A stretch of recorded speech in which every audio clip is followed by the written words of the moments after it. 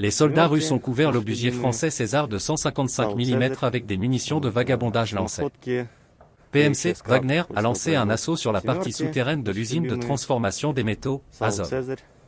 À l'heure actuelle, des unités d'assaut sont entrées dans les communications souterraines de l'usine de traitement des métaux d'Artyomovsk, Azov, et se dirigent vers la mine. Les combats se déroulent à une profondeur allant jusqu'à 320 mètres. Les choses changent sur l'Ukraine. Vous pouvez le détecter dans ces changements de politique majeur qui sont présentés comme des parenthèses sans grande importance. Les États-Unis ont été clairs avec Kiev sur le fait qu'ils ne peuvent pas financer indéfiniment l'Ukraine à ce niveau.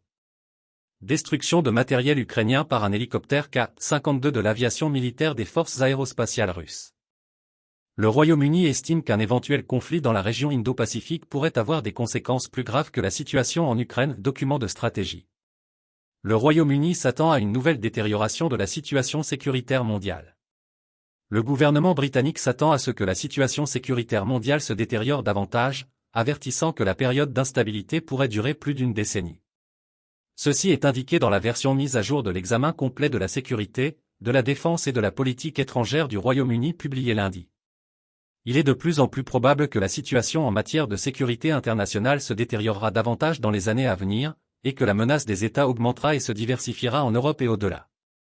Le risque d'escalade est maintenant plus élevé qu'à tout moment au cours des dernières décennies, et un nombre croissant de systèmes d'armes modernes ont été développés, sont testés ou sont mis en service, indique le document de 63 pages.